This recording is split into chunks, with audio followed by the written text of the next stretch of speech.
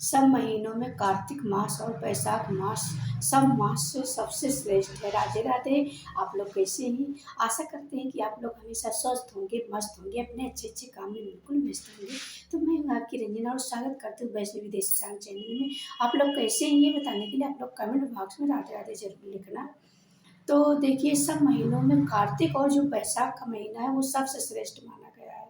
सबसे श्रेष्ठ महीना माना गया है। वैशाख मास के समान कोई मास नहीं है और सतयुग के समान कोई युग नहीं है। वेदों के समान कोई शास्त्र नहीं है और गंगा के समान कोई तीर्थ नहीं है। तो देखिए, आज हम इस वैशाख का पहला अध्याय सुनाने जा रहे हैं। तो आप लोग फुल वॉच करके सुनना। अगर वीडियो अच्छी लगती है तो मेरी वीडियो को आप लोग लाइक करिएगा, शेयर करिएगा, कमेंट करिएगा और कमेंट में आप लोग राधे राधे जरूर लिखिएगा। जो लोग चैनल पर नए हैं उन लोग चैनल को सब्सक्राइब कर ले, बेल आइकन को जरूर प्रेस कर दे, जिससे वीडियो की नोटिफिकेशन आप सबके पास सबसे पहले पहुँचे। चलिए चलते हैं। देखिए, सब महीना में कार्तिक मास और ये जो वैशाख मास है बहुत श्रेष्ठ माना गया है। स्नान दान का बहुत ही इसमें फल मिलता है। कहते हैं कि व्यक्ति के स्नान करने से सारे पापों से मुक्ति मिल जाती है और वो भगवान विष्णु के धाम को चला जाता है। तो ये सबसे वैशाख महीने का बहुत ही सबसे सर्वश्रेष्ठ महीना इसको माना गया है। कार्तिक मास और वैशाख मास बहुत ही सर्वश्रेष्ठ माना गया है। वैशाख मास के समान कोई मास नहीं होता। सतयुग के समान कोई युग नहीं होता। वेदों के समान कोई शास्त्र नहीं होता और गंगा के समान कोई तीर्थ नहीं होता। तो वैशाख में क्या दान करना चाहिए, क्या नहीं दान करना चाहिए, ये कर्म धर्म और निष्ठा का मास है। सबसे पहले ये बहुत ही महत्व ये सबसे पहले इसका कथा विष्णु भगवान ने लक्ष्मी जी को बताया था, जिसमें से इस कथा को विष्णु जी ने आप माता लक्ष्मी को सुनाया था। तो ये और ब्रह्मा जी ने अपने पुत्र नारद जी को सुनाया था। तो नारद जी ने अमरेश नाम का व्यक्ति था, तो वो नारद जी से पूछ रहा है कि वैशाख मास में कौन सा ये कितना श्रेष्ठ है, इसमें क्या होता है क्या नहीं होता, हमको इसमें क्या करना चाहिए क्या नहीं करना चाहिए। तो वो नारद जी से ब्रह्मा जी ने अपने पुत्र नारद जी को कथा ये सुनाई है। तो नारद जी ने सुनाया है। नारद जी ने सुनाया अमरेश को। तो अमरेश ने सुनाया है। तो देखिए, इस मास को देवता भी पसंद करते हैं।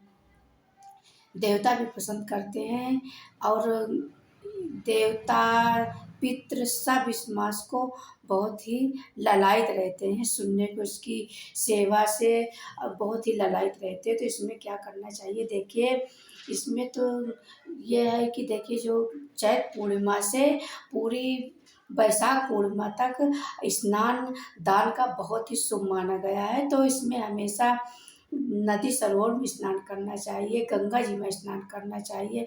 अगर आपके पास तालाब है, नदी है, तो आपको उसमें स्नान करना चाहिए। इसमें स्नान का सबसे ज़्यादा फल है, जल ही का ज़्यादा ही फल माना गया है। तो इसमें स्नान करने का बहुत ही महत्व है। तो गंगा जी में ज़रूर डुबकी लगानी चाहिए। नदी सरोवर है तो उसमें स्नान करें। अगर नहीं है तो आप अपने जल में ही गंगा जल डाल के आपको स्नान करने का बहुत ही महत्व माना गया है। तो कहते हैं कि कार्तिक में देखिए, यह कार्तिक मास और वैशाख मास में बहुत ये महीना को बहुत पावन महीना कहा गया है। कहते हैं कि जैसे जिस तरह से जो गौ माता है, गाँव में कामदेव, विद्याओं में वेद, मंत्रों में जो मंत्र होता है, मंत्रों में प्रणव, वृक्षों में कल्प वृक्ष, शास्त्रों में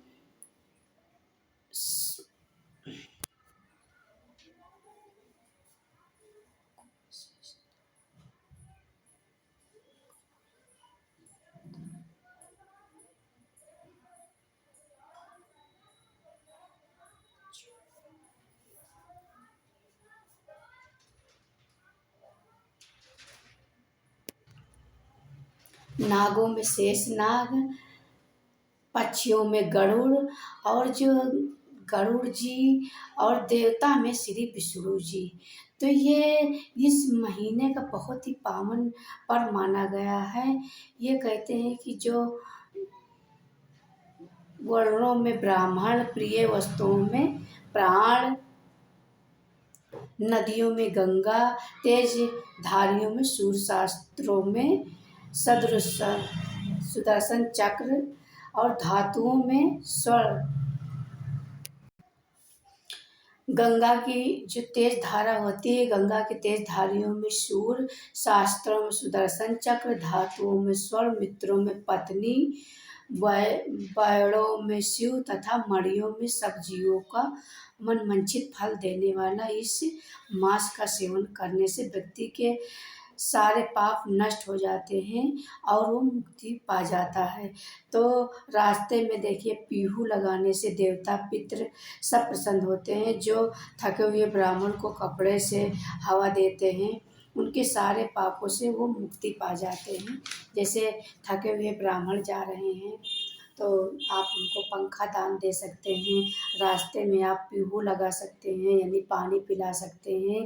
तो इसका जल पिलाने का बहुत ही वैशाख मास में बहुत महत्व माना गया है। आप पंखा दान किसी को दे सकते हैं, आप जल का दान कर सकते हैं, पानी पिला सकते हैं। और रास्ते में जैसे आप जल लगवा दीजिए और पानी पिलाइए, तो वैशाख मास में बहुत ही माना गया है, बहुत ही सर्वश्रेष्ठ महीना माना गया है। तो जल का दान करना चाहिए, अन्न का दान। कहते हैं कि अन्न के दान से बड़ा कोई दान नहीं होता। तो आपको जैसे ब्राह्मण जा रहे हैं तो आपको ब्राह्मण बुलाकर और बैठा के उनको भोजन कराना चाहिए, उनको जलपान कराना चाहिए।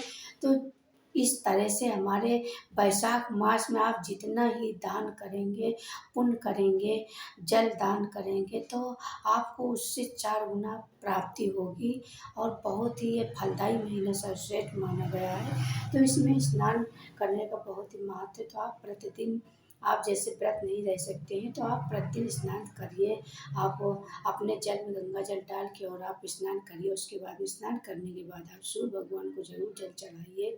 तो इसमें बहुत इतना महत्व माना गया है कि अमरीश ने विष्णु जी से पूरी ये कथा सुनी है और सुन के खुद ही उसको किया है, करने के बाद खुद ही कुंड को प्राप्त हुए हैं। तो इस तरह से वैशाख मास में हमको स्नान जरूर करना चाहिए, दान करना चाहिए। आप दान भी कर सकते हो और स्नान भी कर सकते हैं। तो स्नान करने में ज़रूर अपने जल में प्रतिदिन आप गंगा जल डाल के स्नान करिएगा। और जैसे आप नहीं, मान लो आप पीरियड से हैं तो आप गंगा जल नहीं छू सकती हैं, तो उस समय आप गंगा जल न डालें। गंगा जल डाल के उतनी समय आप स्नान न करें, बाकी ऐसे आप स्नान कर सकती हैं और इसमें फल का दान जरूर कर सकती हैं। रास्ते में जैसे कोई प्यासा जा रहा है तो कहते हैं कि अगर आप उसको, प्यासे को पानी पिलाएंगे तो उसको 4 गुना आपको प्राप्ति होगी।